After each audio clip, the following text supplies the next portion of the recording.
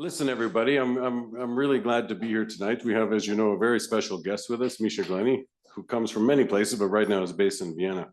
But before I say a few words about Misha, I'm going to say a few words about this series. And I have to warn you, when I talk about some of my friends, the Damovs, I can get a bit emotional. So I try to look just at Yukon, okay? And then Yukon will keep me steady. Will you do that, Yukon? There we go. We have a packed house tonight. We have a lot of students tonight, and I think that's great. I think Misha's really lucky to have such an audience. But the series is the Daniel and Elisabeth Damov annual lecture. I forgot how many times we've done this. Maybe Randall can help me, but probably more than 15 we've had this lecture series. And it's a really beautiful series, and it's something we're very proud of here at CEIS at the Monk School. And it's something I'm very proud of because it's something that I built up over the years with Dan and Elisabeth Damov. A bit about them. And I can tell you a bit, let's keep it simple. I was telling you the other night about this wonderful people, but Dan came from Bulgaria. And he fled communist Bulgaria in, correct me if I'm wrong, any Damovs, but he would have fled with the communist takeover in 1945. 47, and then he ended up in Paris. And in Paris, he met and fell in love with Elisabeth, his wife.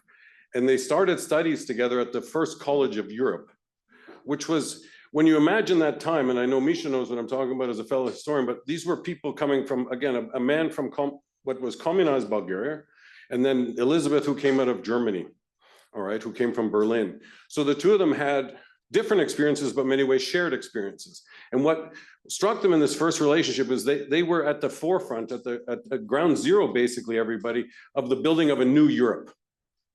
And that's what they hoped for, and that's what they expected. So this lecture series reflects that. They came to Canada, and Randall, you'll remember these discussions about Dan, about coming to Canada. Dan came to Canada with Elisabeth because Canada provided a lot more opportunities than what they could have found in Paris in the wake of the war. Dan became a very, very senior insurance executive. Elisabeth was homemaker, as they used to call her, but kept keeping a wonderful home in Don Mills, which I remember visiting. I love this. This was the original planned community, for those of you who know Toronto. It was a really remarkable home. But the Damovs were wonderful people, and Randall and I worked very closely with them. These were people that if you wanted to do something and you asked them, they simply did it.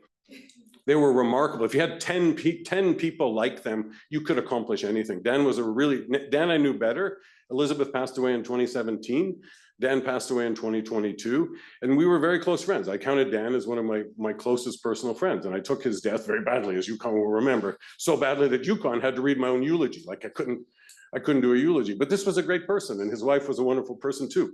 And having this lecture series, which is like, wow, for me, it's great just to get up and talk about Dan and Elisabeth, and to think about them and think about the nice things they did. And what a great example they set for all of us. I mean, sponsor a lecture series, and the lecture series is about Europe. Misha's talk will talk about Europe, but Misha is a great Europeanist, so he fits the trend. And I'll tell you something, the last thing before I say a few words about Misha. When Dan passed away, it fell to me to communicate to a lot of his friends who lived abroad that we had met Randall through the lecture series. Venelin Ganev, whom you know, Misha, wrote me and said, "That's a tragedy. That was the greatest raconteur I ever met. Nobody could sit and have a conversation, tell you an anecdote, tell you a story, fill your head with ideas than Mr. Daniel Damov." And the link between Mr. Damov and Elisabeth Damov and Misha is also one of the greatest raconteurs. And I was joking with Natalie just the other day on the phone that, you know, you could imagine the conversation that would have taken place between Dan and Misha. I mean, it would have been fun, right? Because these were two guys and they would have shared a lot of interesting stories. And I would have loved to have been a fly on the wall. So now to say that, to end that, it's just, I'm super grateful to the Damov family. They're all there in the front row that have continued this series. I hope we continue it because it's been a great success for all of us. And it gives us an enormous amount of pleasure. It gives the students an enormous amount of pleasure. And as I said, it's not just a lecture, it's a standard set by the family to establish something as important as this at a university like this. So to link to our guest is Misha Glenny. He doesn't really need an introduction, right, guys? You've seen the bio. I can say a few things. I'm a Balkan historian, and I've got a couple of books on the Balkans, but if someone says, what's the best book to read on the Balkans? I have to go, well, it's actually Misha's, okay? Which is the large 1-volume Balkans War, Nationalism, etc. This is a wonderful book, but so many other great things Misha's done. I urge you to read McMafia. an incredible book, also a TV series. Someday, Misha, I would also like to have a TV series, but I'm not quite there yet. I just learned also from Yukon that Misha has a podcast called How to Invent a Country. And I just realized that podcast might well put me out of work. So I'm going to listen to it. And, maybe, Nina, we're talking about changing to our class. Maybe it's all podcasts from here on in. But Misha's done so many great things. And it's such a pleasure for us to have him here. He works at the IWM. He's a rector. The IWM is a huge partner for us. It says one of Austria's leading advanced research institute. Ladies and gentlemen, this is the leading research institute in Europe, at least for me. I think Randall will concur. We have a strong working relationship with them. I urge you to look at their publications. I urge you to look what they have available.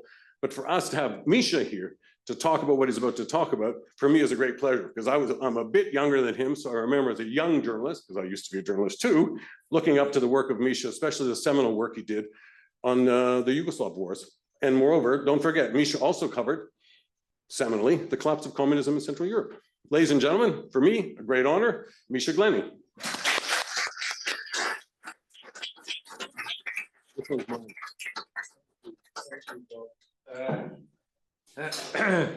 I'm really concerned about that Bob has sort of raised the expectations rather too high.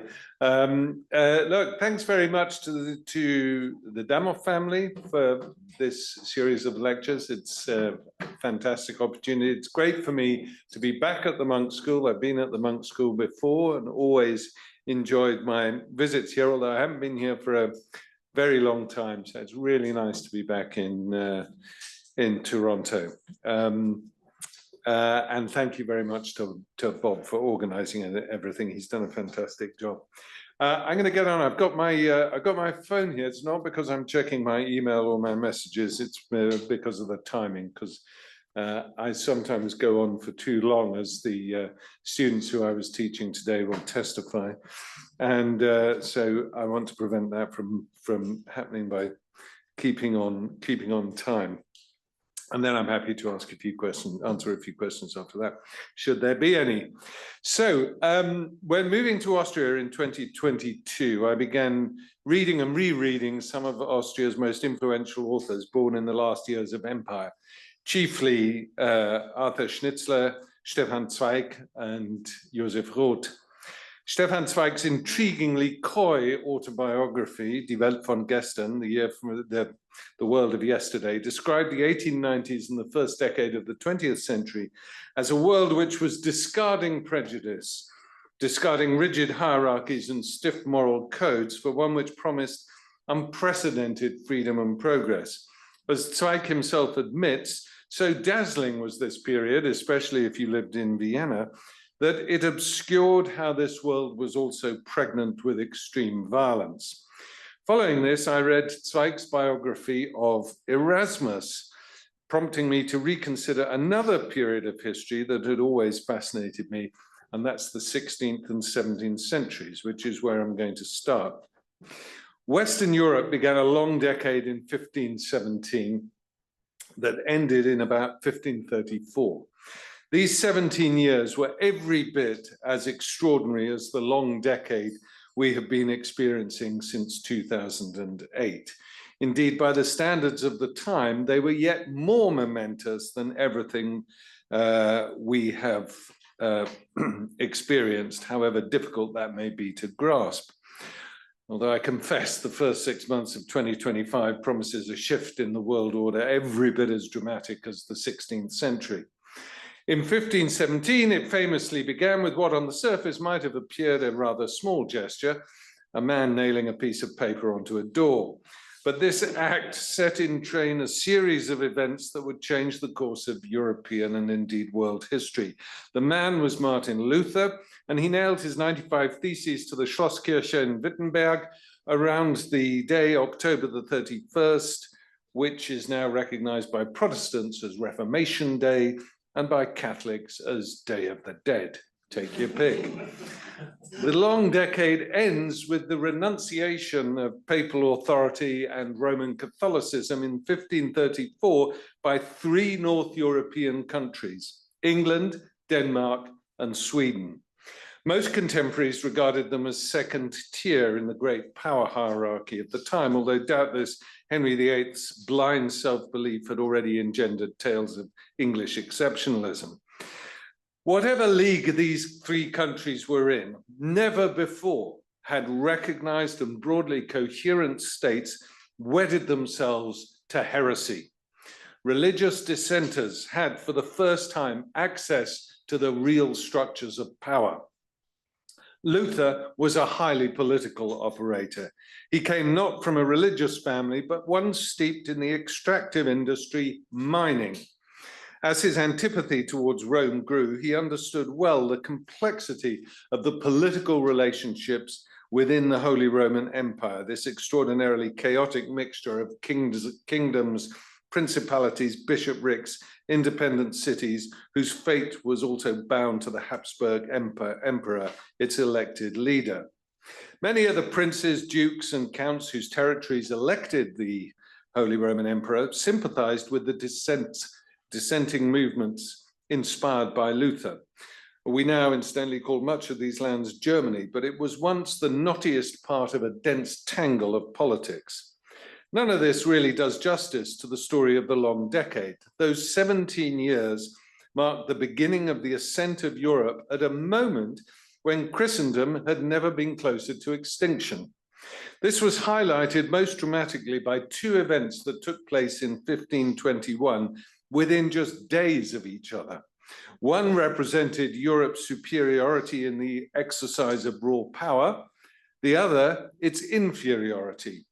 On August the 13th, 1521, after 3 months of siege, Hernán Cortés captured Tenochtitlan and brought the Aztec Empire to a close. 6,500 miles away, another siege was underway. Sultan Suleiman the Magnificent, along with an estimated 30,000 soldiers, was encamped in Zemun to the west of Belgrade, the most southerly fortress of the Hungarian kingdom, but peopled largely, of course, by Serbs. Suleiman's forces besieged the White City, as Belgrade was known, and duly conquered it on August the 28th. Cortés's victory was a turning point in the extraction of mineral and vegetable resources from Central and South America, which would flood Spain, Portugal, and by extension, other European countries with unprecedented wealth over the next 2 centuries. It was also the starting gun for a race between European nations to compete for global commodities that would last almost 5 centuries and would systematize genocide and plunder as never before. But that was still to come, although it started very early in the New World, as within the first 150 years of Cortés's arrival, between 85 and 95% of the indigenous population had been wiped out. People had certainly also fantasized about what the Americas held, but the gold, silver, Brazil wood, sugar, rubber, and everything else hadn't yet arrived in significant quantities by 1521. This future bonanza certainly hadn't entered Suleiman the Magnificent's calculations. The Ottomans believed they were knocking at a European door made rotten by ill discipline and moral corruption, which, to be fair, is more or less what Luther was saying. After their success in Belgrade, the Ottoman forces were not minded to end their campaign. They followed a quick diversion south to mop up the strategic island bastion of Rhodes, with a move on Mohacs in southern Hungary in 1526, where they crushed the forces of the sickening Kingdom of Hungary, leaving the path to Budapest and Vienna wide open. Incidentally, next year sees the 500th anniversary of the Battle of Mohacs, which is likely to feature prominently in Viktor Orban's election campaign. Many Hungarians believe that the rest of Europe abandoned Hungary to the Muslim invaders of the Ottoman Empire, and Orban likes to draw parallels between the Sultan's forces and Brussels' attempts to create a coordinated policy on migration to deal chiefly with the distressed masses coming from East Africa, the Middle East, and Central Asia into Europe. Ottoman perceptions of the decadence of their Western opponents were confirmed a year later. In 1527, the two great temporal and spiritual defenders of Christendom came to blows when the forces of Holy Roman Emperor Charles V sacked Rome and forced the Pope to flee. For the emerging doctrine of Lutheranism, this was powerful evidence of God's displeasure at the status quo. Aside from his disputes with France and its allies, a whole other story which we don't have time to go into here, Charles was facing huge turmoil in the very heart of his Holy Roman Empire, the German principalities and city-states. The conclusion which the Church and Charles drew from the Ottoman advance was that if Christendom were to survive, it needed to concentrate its energies on the threat from the East and project the unity of purpose which made the Sultan look so threatening. In order to do that, and to further his own domestic ambitions, Charles was convinced the heresy of Lutheranism must be eradicated. And why wouldn't he succeed? After all, heresies had emerged regularly over the previous 300 years, occasionally aspiring to and even briefly assuming the functions of state. That had certainly been the case with the great predecessor of Lutheranism, the Hussite Rebellion, and subsequent wars which stretched across 2 decades at the beginning of the 15th century in Bohemia and Moravia. Jan Hus was burnt at the stake after being pronounced guilty of heresy at the Council of Constance in 1415. But far from cowing his huge following in his native Bohemia and Moravia, it fired them to take up arms and mount a stupendous challenge to both papal authority and Habsburg power. The Hussite movement, which began as religious dissent, was pregnant with modernity and even nationalism. Hus's support for the reform and the use of vernacular Czech gave the movement a distinct national character. This was built upon by the great military leader who led the Bohemian forces after Hus's death, Jan Žižka, immortalized in the Prague district of Žižkov. But the revolt failed to spring the boundaries of Bohemia and Moravia. From Hus, the Pope, the Holy Roman Emperor, and their allies, they learned that the need to crush heresy was not just a doctrinal imperative, but a political one as well. Suleiman's attempted assault on Vienna a century later in 1529 helped Charles V conclude that Lutheranism needed to be nipped in the bud before it assumed a military capability as Hus's teachings had done. This was not the last time the empire would place Vienna, the Habsburgs' eastern capital, under siege, but this was their best shot. And were it not for truly atrocious weather conditions, the Ottomans may well have conquered the city in 1529. More clement conditions in Europe, not to mention its demographics, would probably look very different today. But as it turned out, the siege of Vienna was the last serious challenge to Christendom coming from the East, right at the very moment when Europe appeared close to collapse, as Christians turned in on themselves in doctrinal mayhem. During the next 120 years, those internal religious divisions in Europe, which solidified once Protestantism succeeded in marrying the state in Northern Europe, resulted in an immense accretion of European power that would, in a broad sense, determine the course of global history over the next 500 years. So the question is, why did this happen in the 1520s? Why did Lutheranism succeed where Hussite endeavors failed? Why did the outwardly stagnant economy of economy start its transformation into the engine of global dominance? And why were the Turks never able to offer an existential threat to Europe again? Well, a large part of the answer to all 3 questions lies in developments in technology that had taken place in the 80 years prior to Luther's publication of his theses. Gutenberg, of course, and his friends invented the printing press in 1440, just half a decade after the Hussite Wars had ended. In the next 60 years, books went berserk. By the end of the 15th century, some 35,000 editions, amounting to 15 to 20 million copies at the very lowest estimate, were circulating around Europe. But these figures were dwarfed in the first 50 years of the 16th century. Until the printing press, the church was able to exert extensive control over the content and distribution of books, compellingly described in Umberto Eco's masterpiece, The Name of the Rose. By the time Luther's printing press friends were churning out translations of the Theses and his other works in German, a book could become a bestseller across Europe within 2 months.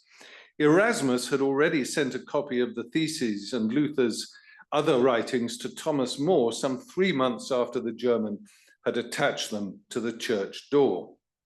Germany and its mining community was also central to the second great technological breakthrough, the matchlock arquebus, first fired in anger in Europe in 1475, and before long being distributed around the towns and cities of the continent with the same happy abandon you might experience today in the United States at an NRA exhibition of rapid-fire weapons. Gunsmiths and printing presses were partly concentrated in central and southern Germany because of the rich iron ore deposits in the very region where Luther had worked as an inspector of mines before becoming a monk. What Germany lacked was any coherent political structure to exploit the technology.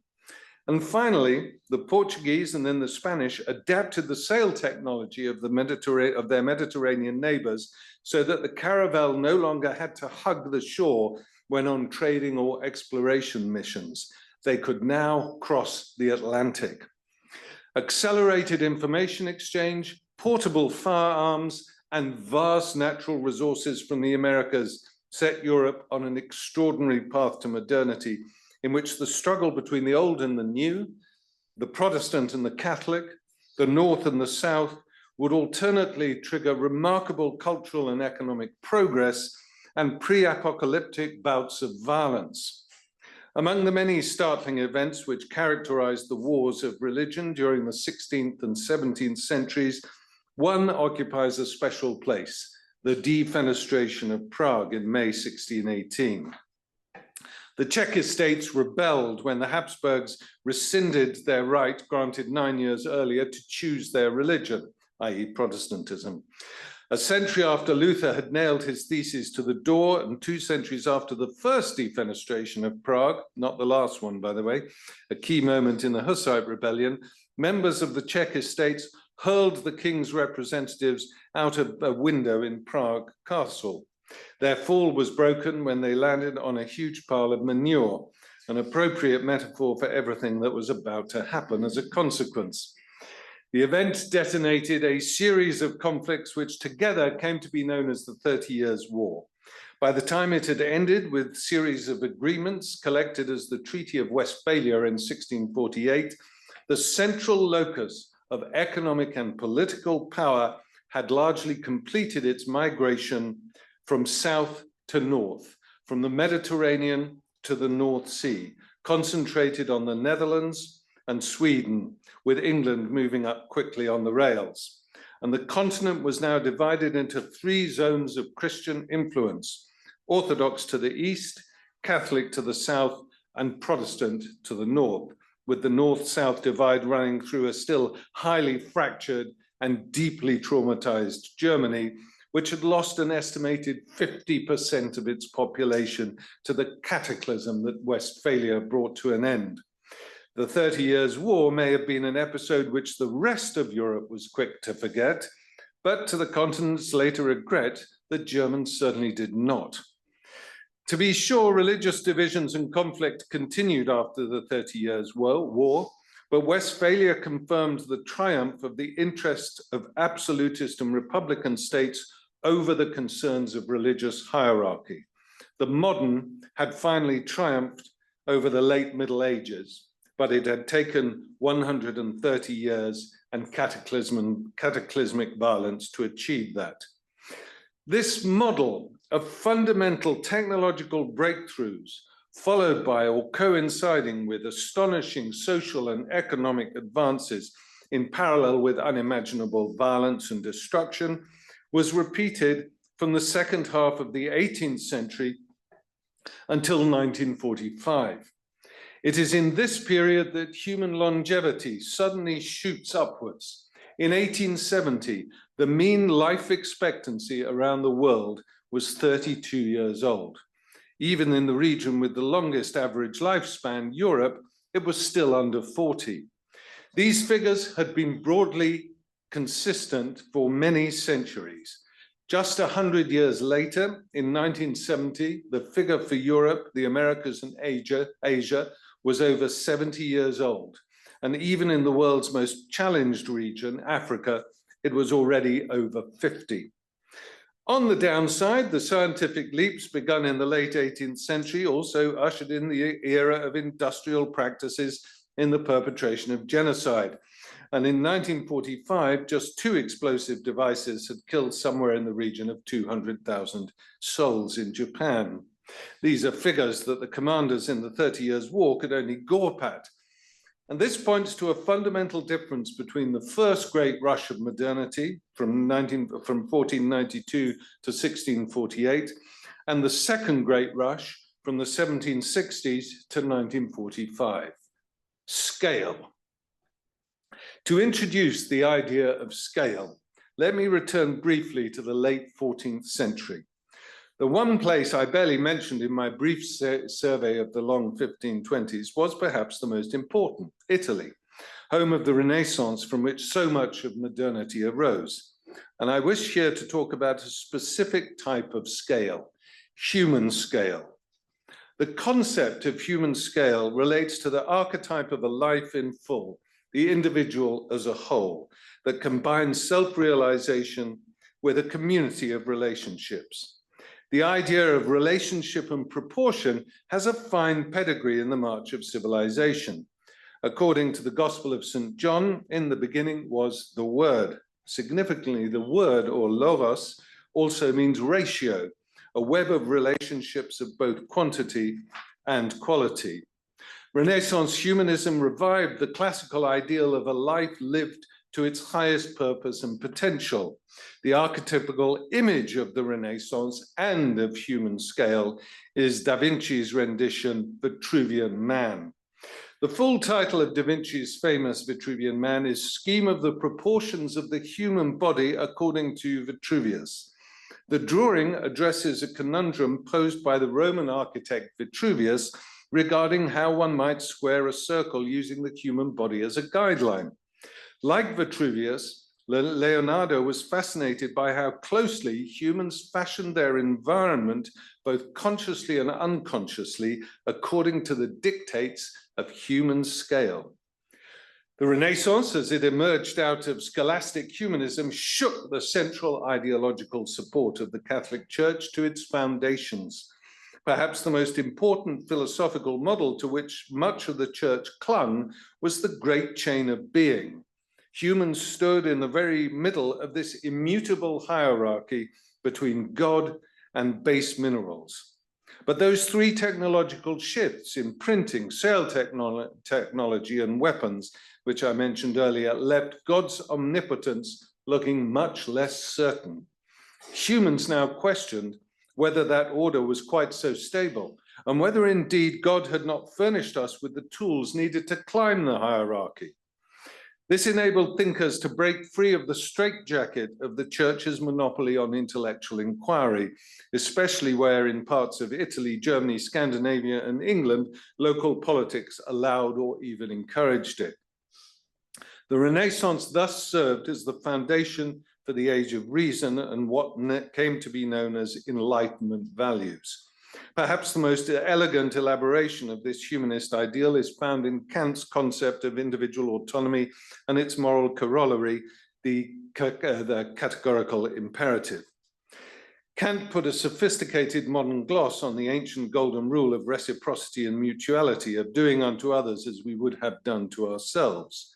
The categorical imperative requires us to universalize rules of conduct and to treat others as ends and never only as means. To be clear, there has never been a golden age. There is no halcyon time of wholeness to which we can return as individuals or as a society. Yet the archetype of 3-dimensional wholeness inspired by the Renaissance, and especially as conceived by Da Vinci, still calls out to us. Scale was central to the events in Europe that followed on from the Enlightenment, the rise of nationalism and the nation state. More importantly, its departure from human scale. Watt's steam engine, perfected at the same time as Kant was taking his daily constitutionals around Königsberg, started to impact on industrial production. Goods were now being produced in numbers and varieties never dreamed of before. Napoleon's ambition led him to the conclusion that France's military force needed to be restructured, and the changing nature of industrial production was critical in this endeavor. In order to secure the manpower required for his ambition to impose a single order across the European continent, he needed more than the traditional mercenary and press-ganged force. He decided to mobilize as much of the adult population as possible into La Grande Armée. The spoils of war, however, were no longer sufficient to motivate the numbers he required for the army. The national ideal, linked to revolutionary ideas, was sufficient, however. The absolutist states in Europe, which ultimately defeated Napoleon, recognized the power of those revolutionary ideas and contrived a security system which had two primary aims. This at the Congress of Vienna. One, to keep the peace in Europe. Two, to resist revolution. They largely succeeded in this for 40 years, but technology was changing the social structure so dramatically that this conservative position would ultimately fail. Absolutism sustained itself and even defeated its greatest challenge, the 1848 revolutions, but although widely regarded as a failure, these events accelerated various processes which would soon see nationalism eclipse the system that the Westphalian treaties had sought to solidify. One of the beneficiaries of this was German nationalism, not through the universalist ideals of Kant or the French Revolution and democratic aspirations, but influenced by a dark romanticism and an autocratic monarchy. The 1848 revolutions coincided with the advent of the telegraph, and along with increasing longevity, increasing literacy. Until the 1830s and for thousands of years, the dissemination of information at its fastest was dependent on the speed of a horse. Overnight, information could move in seconds, first between towns, then between countries, and by the 1860s, across oceans. So let me now address the recent past and the present. 1989, the fall of communism, which I reported on as the BBC's Central Europe correspondent, was the greatest rupture in global politics since the end of the Second World War, every bit as significant as Luther's theses or the French Revolution. As regime after regime crumbled, and with it the Iron Curtain, few, if anyone, now doubted the superiority of the Western model to deliver prosperity and unparalleled technological advance. The West had understandably claimed a decisive ideological victory, embodied in the title of Francis Fukuyama's famous essay, The End of History. These monumental events, from the revolutions of '89 to the dissolution of the Soviet Union in December 1991, appeared as the denouement to a drama of conflict which had its origins in Reformation Europe. The most recent manifestation of those conflicts, the ideological rivalry between capitalism and communism, was fast withering as 1989 promised a new epoch. Fukuyama's belief that liberal democracy could not be improved upon and represented the end of, if not the great Hegelian dialectical struggle, seemed vindicated.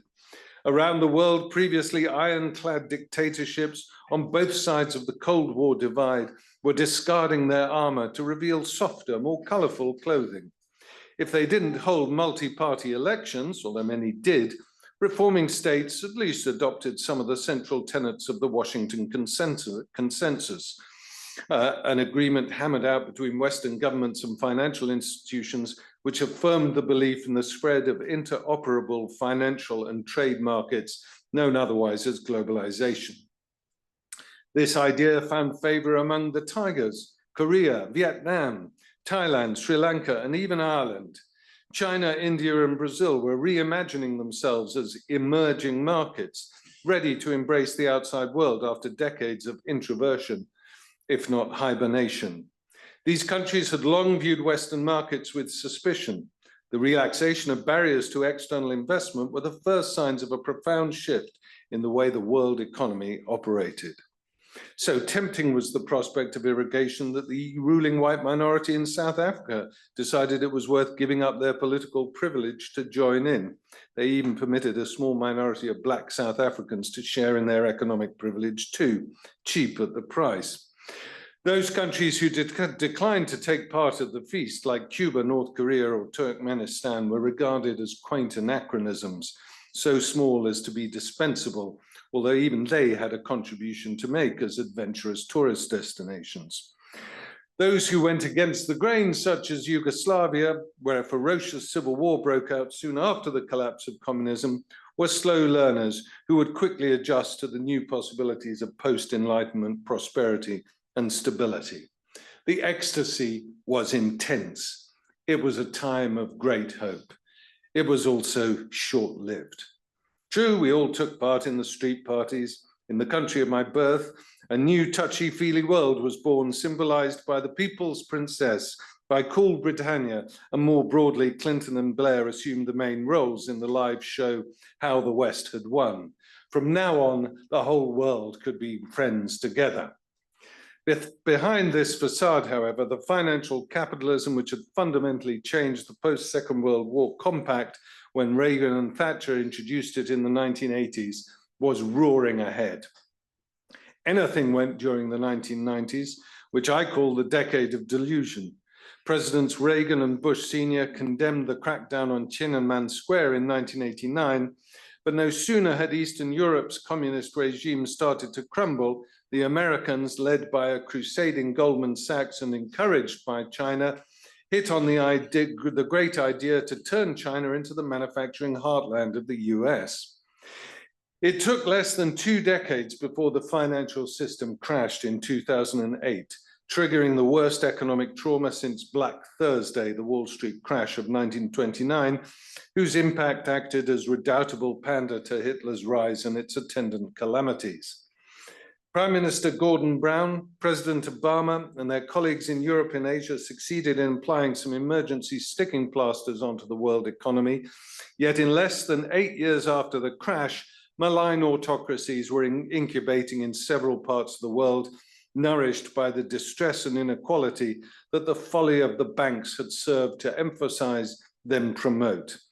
As in the decade which preceded both the First and Second World Wars, the alarums of nationalists and conspiracy theories, soaked in emotive appeals, began to drown out more rational voices. A profoundly significant technological development preceded the drama of 1989, just as it had in 1517 and 1789. In March 1986, I reported from the 27th Soviet Party Congress for New Scientist magazine. Mikhail Gorbachev had already launched his new policies of perestroika and glasnost, reform and transparency.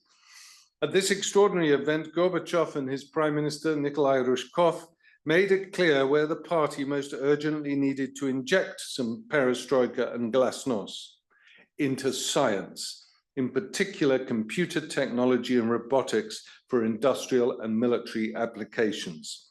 By this time, there were some 10,000 computers in the Soviet Union. The US, by contrast, boasted 1.3 million mainframes and mini-computers. Put simply, the Soviets could not maintain parity in technological capacity and innovation, something that the Chinese watched extremely closely at the time, adjusting their research, development, and deployment models accordingly. Especially when combined with a rigid regime of censorship, the statist model was incapable of maintaining parity in an industry in which research was driven not only by the immediate requirements of the military, but equally by the voracious desire of consumers. As a consequence, the Soviet Union's lag in military and industrial capacity was already visible and unbridgeable. Oil extraction in the Soviet Union was cripplingly expensive because it relied on obsolete equipment. Without Western technology, Siberian oil could no longer compete on price with the Middle East. Moscow started cutting back subsidized supplies to its Warsaw Pact allies, who had to pay for the shortfall at world prices in hard currency, something that Poland and Hungary in particular could ill afford to do, drowning as they were in debt owed to Western banks and governments. The other heavily indebted country in the region was Yugoslavia. It's no coincidence that Poland and Hungary drove the revolutionary events in 1989, and that Yugoslavia did not possess the requisite constitutional capacity to avoid war in 1991. As if to underline just how serious Soviet technological backwardness was, a month after the 27th Party Congress, a safety test at a plant just south of the Pripyat marshes triggered an uncontrolled nuclear reaction, and Chernobyl's reactor 4 exploded. Soviet socialism was reaching the end as a system that could compete with the West. If mountains of external debt killed communism in Poland and Hungary, tech killed the Soviet Union. The rapid advance of computer technology since the 1980s not only hastened the end of the Soviet Empire, it has wrought changes unlike any other technological innovation in history, because it has insinuated itself into, and often created, total dependency on almost every aspect of human, social, and economic interaction. But during the 1990s, few people were willing or interested in questioning the unquestioning embrace of that technology. The long decade of delusion came to an end in 2008. After the Wall Street crash of 1929, it took a full 14 months before Austria's Kreditanstalt became the first major casualty of the shenanigans on Wall Street. In 2008, it was just 4 days before every major bank around the world was staring into the abyss of global financial meltdown and collapse. Technology was both critical to the intrinsic financial crisis and the speed with which it spread from New York across the world. The heart of the crash, credit default swaps and collateral mortgage obligations, the subprime securitization vehicles that had enabled banks to leverage debt way beyond their ability to repay it. These vehicles were managed often by algorithms.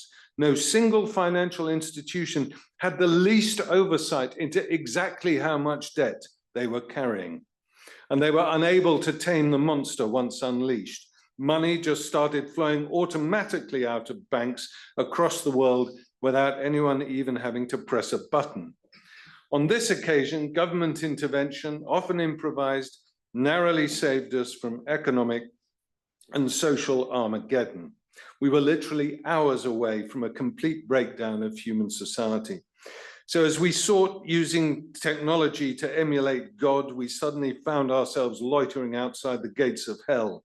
Disoriented and frightened, we were losing our relationship to proportion and to human scale.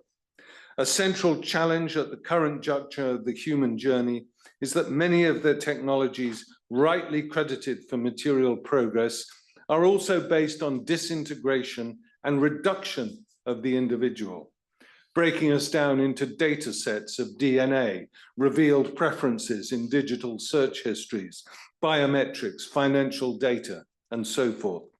The quest for utility, efficiency, and convenience at global scale necessarily reduces us to data points. Trillion-dollar industries are committed to this proposition.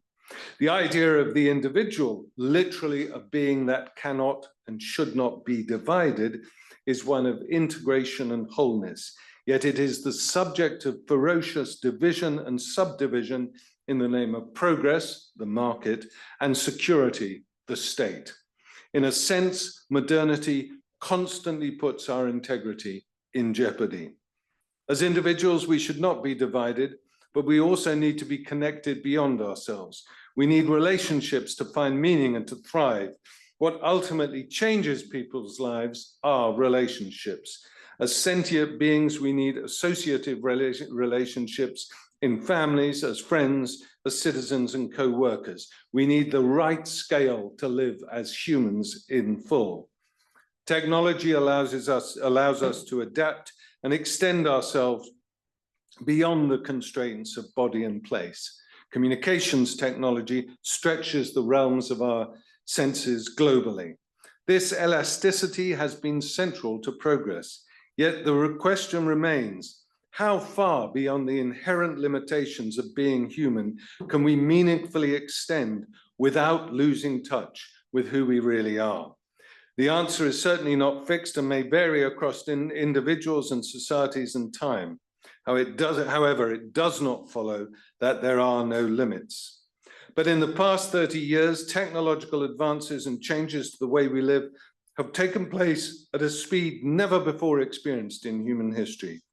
Our world has never been more connected, and yet we face an epidemic of loneliness, alienation, and stress-related illnesses.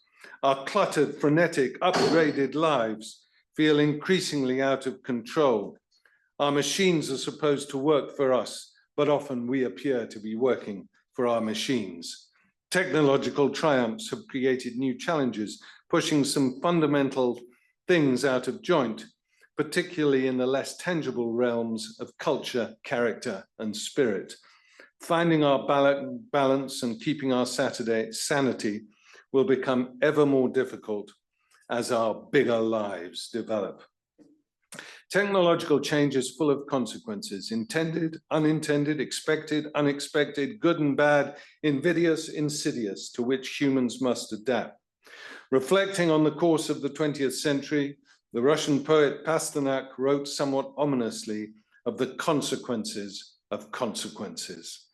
This insight has never seemed more important and has propelled us to ask some fundamental questions about how we will adapt ourselves to the effects of our radical new setting, a world defined by promising and powerful technologies, nuclear, genomic, and digital, that are capable of disaggregating, disintegrating, and also reintegrating or remaking many aspects of the world as we know it. And just at this moment, we face four crises, which I call the four horsemen of the modern apocalypse, each capable of extinguishing our species, not to mention many others. Top of the list is climate crisis. Second are the weapons of mass destruction. Third, we are well acquainted with pandemics. The last one is precisely our overdependency on network computer systems and the unpredictable pathways which AI and perhaps quantum computing will take us through. Our deepest misfortune is that these threats coincide with a crisis in politics that has helped some of the most venal, incompetent, and malevolent characters to some of the most powerful positions in the world. Trump, Putin, and Xi are not the cause of our problems. They are a symptom which indicates just how deeply our problems run. Since 2008, we've seen the failure of the Arab Spring, the failed Western intervention in Libya, the Russian seizure of Crimea and occupation followed by the full-scale invasion of Ukraine, the migration crisis, Brexit, Trump's election, the pandemic, the rise of crypto-Nazism across Europe, including Germany and Austria, and the prospect of stagflation and recession. Some degree of collaboration between two polities in turmoil, the US and China, is a sine qua non if we are to return the four horsemen to their stables. Europe will play a critical role in this and must find the mechanisms that can reduce the impact of its countless internal squabbles.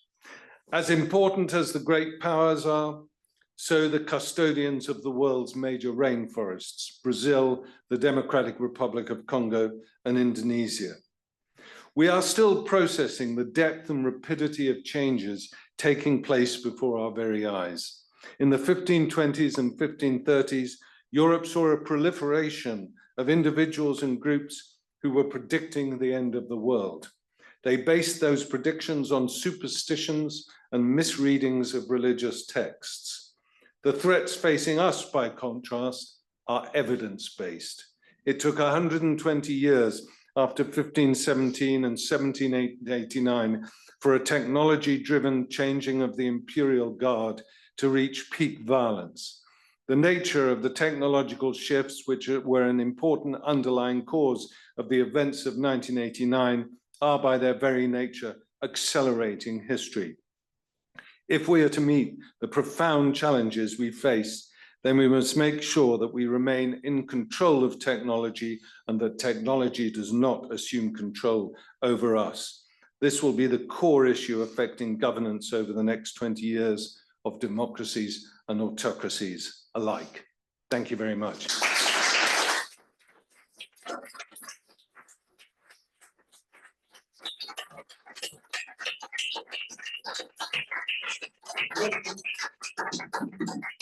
I'm just having a smile there, Misha, with the Damov family. Before we go to our Q&A, just as another anecdote, Dan used to say, Robert, in the lecture, do you think you can give us a good news story?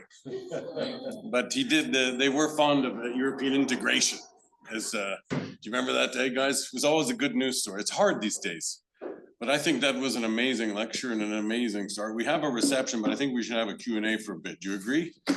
I know you're eager to get to the reception. Misha, apparently we're supposed to use these mics, right, Jane? Is that that's because we have a few people on Zoom. So again, Misha, thank you very much. I thoroughly enjoyed that. I took a lot away from that too. I'm going to use that recording in my class along with the How Do You Make a State podcast. I'm really working myself further and further away from this building. But let's do some questions. We have a tradition at CEAS, which is, those of you who don't know, the Center for European Eurasian Studies at the Monk School. We tend to let the students have a go first at things, right?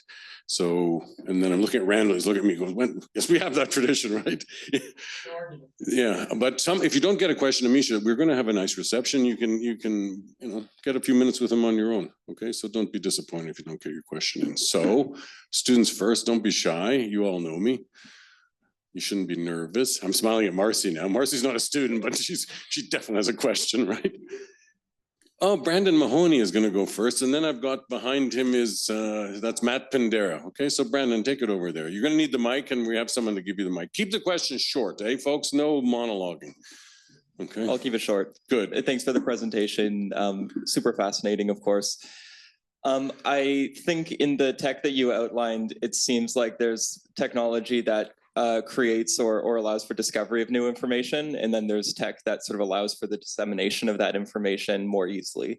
And I'm just curious if you think that's a meaningful distinction, speaking historically, and in modern day, whether you think future historians will view AI as technology that sort of creates new discovery or allows for better dissemination.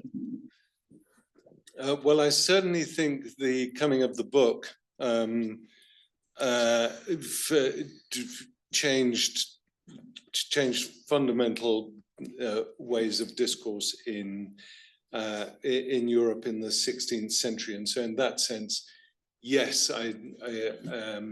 it's not just about speed or scale of dissemination. It's actually about how people absorb knowledge.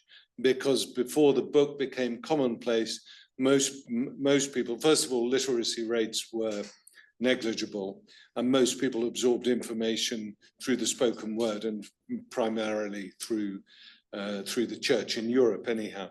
And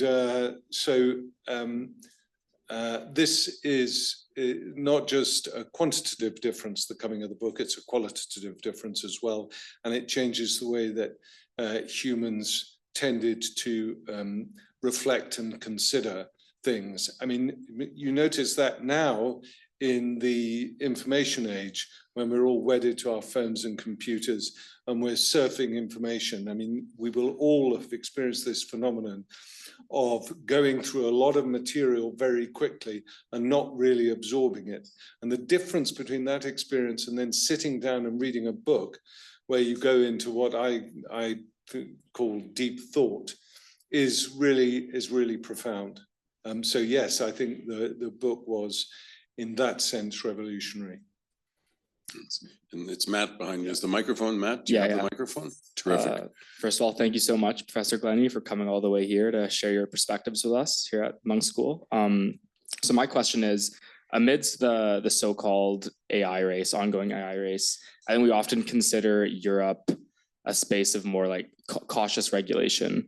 So my question for you is, what do you think this means in the broadest sense possible for the relationship between the EU and China and the US being the two sort of counterparts of the AI race, like the relationship in a technological and economic sense? Well, just last week, the US president threatened retaliation against the European Union for its regulation of AI.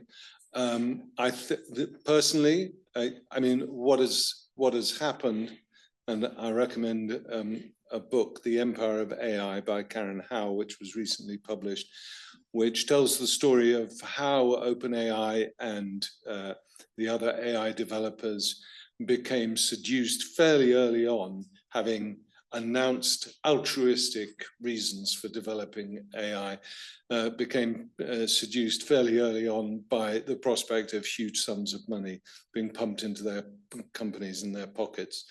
And I believe that both the Chinese elite and the American, particularly the Silicon Valley elite, but also Washington, see the race for whether it's mythical or not, AGI, artificial general intelligence, as a zero-sum game. That it's something they have to win because the winner will dominate geopolitical discourse as a consequence. So, and this is one of the reasons why the United States, China is obviously a very different model, but it is pouring huge amounts of money into AI. Europe is behind the curve on everything in terms of tech development. When we do develop technology successfully, we very frequently then sell it out to the Americans. I think it's important for European identity to stand firm on the regulation of AI. I fear that Britain, although no longer a member of the EU, nonetheless, in many respects still closely attached to Europe, is going to go with the Americans on this in the hope of crumbs falling off the table and into their lap. But we shall see. I would advise the Europeans to stand firm, but I would imagine that the US, I mean, you know, I was explaining to students today that Trump wants his cake and he wants to eat it, because when it comes to things that the Americans do badly, like produce cars, and so they're undercut by people who produce cars quite well, he wants to slap tariffs on them. But when people are accepting American digital services, for example, they're not allowed to put tariffs or regulation on them. Otherwise, Trump will retaliate. So there's, you know, this is a significant shift in the way global trade, one goes about global trade. And I think Europe has to, Europe needs to stand firm, but it also needs to agree on what its policies and strategic vision actually is. And sadly, the European Union is demonstrably bad at doing that. Super, thank you. Lily, please. The mic, yeah, we're gonna need the mic. It's just for the Zoom gang, folks, but you can, it's in the... So you mentioned that we gotta have control over the technology, but it's interesting how we define what it means to have control over something, but also we, like humans, tend to push things to the max and test it, believing that we have control over things. But at the end, we end up, oops, it's out of control and it's too late. So is it that we need control over the technology, or is it us that we need to control ourselves? Well, you can do this with regulation. One of the great the banes of life, if you're involved in cybersecurity and computer security, is the fact that innovation always trumps security. So innovation, which has become almost a sort of religious doctrine in many parts of the world, that innovation is per se good. And so what you have seen in successive generations of computer technology and advances in computer technology is that someone comes out with a really great idea, everyone adopts it, and then they realize that the cheap routers that they're buying from wherever it is they're buying, Malaysia, China, I don't, that they're very insecure, and that you've got to re-engineer them in some way in order to make them secure. Now, if you had a regulation saying that you can only bring this type of router onto the market, which has sophisticated built-in security mechanisms, then that's what would happen. Certainly people's desire for the latest new shiny bright gadget is a factor in all of this. You know, we don't allow people to sell homemade hooch 100% proof on the side of the street because it's regulated, because it's recognized that it's dangerous. The key is not just our desire, but the key is the state taking a responsible role in advising the economy as to what is desirable and what is not. That's what the state is there for, or should be anyhow. Take it, Martin. We're going to do, just so you know, that I'm going to end at about 7:10 so we can enjoy the reception. So we'll take a couple more questions. Okay. And Chuck, you got a question? Excellent. So I'll go to Martin and then Don, it's a Zoom, Martin. You have to, there's people on Zoom, I think. Fair enough. Professor Glenny, thank you for your wonderful presentation. One of the key sentences I heard that I kind of took away, technology, or the delta in technology, the rate of change, brought up on the downfall of the Soviet Union, one of the two major global powers during the Cold War. The development of AI is known to, we know that it's going to cause major technological advancements. So, sorry, I can't see you. So my question is, what can we foresee about AI and its development? Are we on the brink of war, specifically in the context of Taiwan? We know that the United States has vowed to defend it. We know Taiwan specializes in AI chip development. What can we foresee and draw parallels based on that? Thank you, Martin. So since people often refer to a new Cold War, I think that that's inaccurate, because the relationship between China and the United States is very different from the relationship between the United States and the Soviet Union. And primarily it's to do with economic entanglement. As China holds a huge amount of American debt, which is very significant. The United States has a very significant military presence on the Pacific Rim, and huge influence in various countries of the region.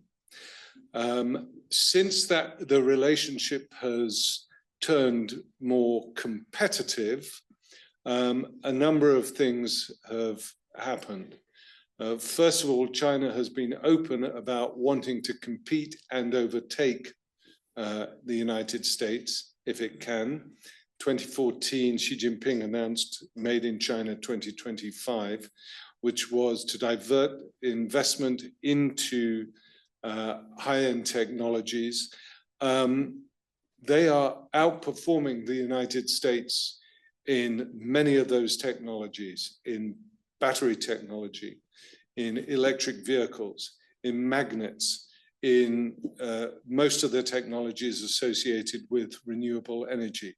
The United States, driven under President Trump by its ideological belief that climate change is a fantasy and the more oil we dig up and gas we use, the better, is a profound strategic error. And it's a strategic error which China is clearly taking advantage of, both economically and technologically. So one of the things that the United States has done in order to assert its superiority in the area of AI is it has exercised its influence on the sale of microchips to China. In particular, H20 microchips produced by TSMC, the world's leading producer, which produces 85% of all highest end microchips in the world. There are two companies which hold, in some respects, the future of the world's in their hands. One is TSMC, the other is ASML in Amsterdam, which produces the lithographic writing machines upon which produce the chips that TSMC works. TSMC has been diversifying. It's opened a factory in Japan. It's opened a factory in Arizona. And it was planning to open one in Dresden as well, although we don't know what's happening with that at the moment. That's partly an insurance. If China were to invade Taiwan, TSMC would still exist outside of Taiwan. Nonetheless, the use of export controls on technology, which began during the Cold War, is now being used again by the United States to assert its superiority. But on this occasion, China also has a trump card. China controls not so much the extraction of rare earth and other critical minerals, but the processing of it.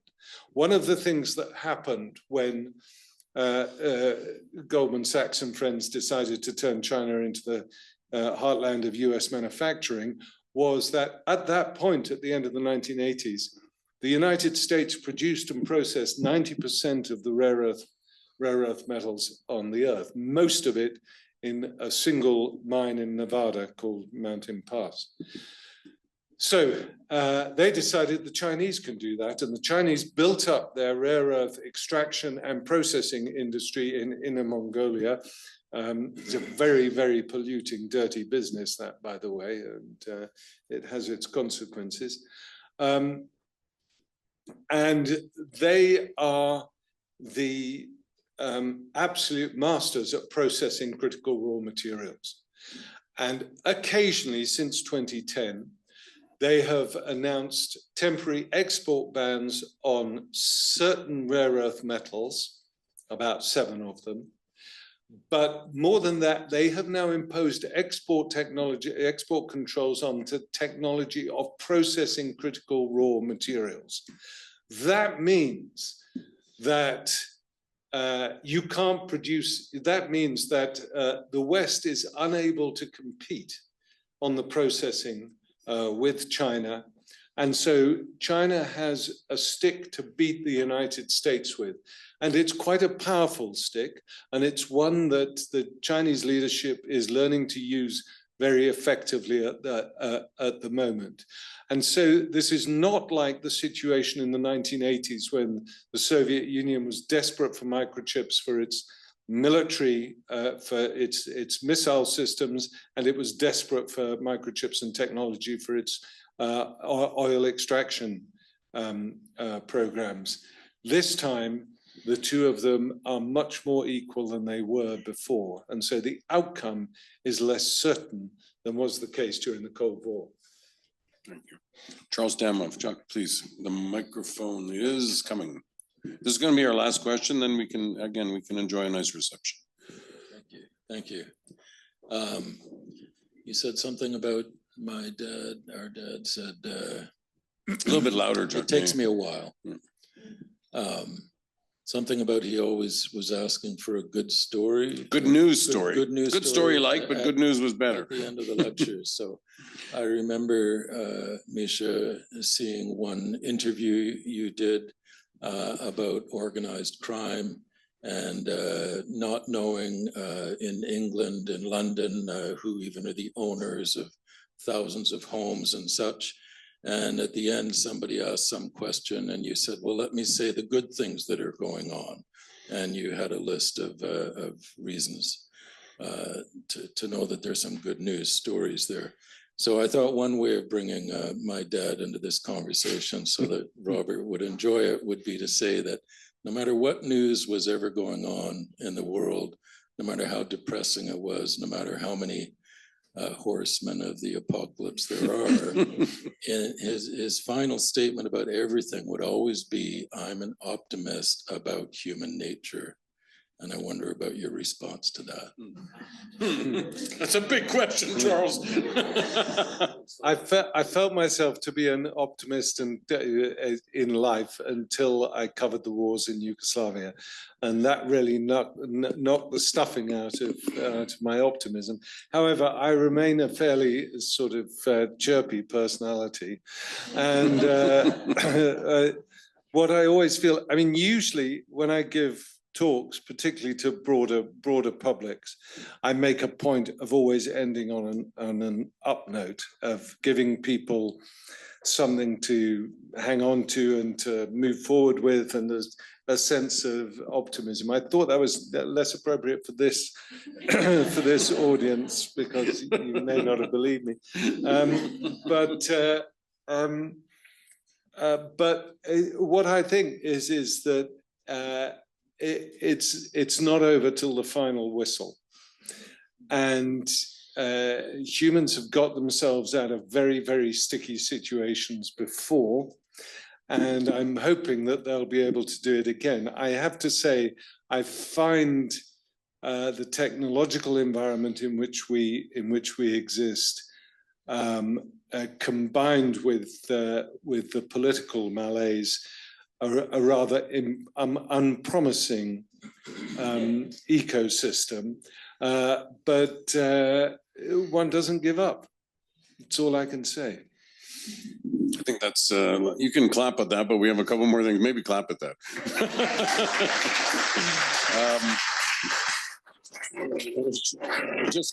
I made eye contact with Marcy Shore back there, Professor Shore. I hope you're convinced of this, Marcy, because hey, Marcy, were you sold on the optimism?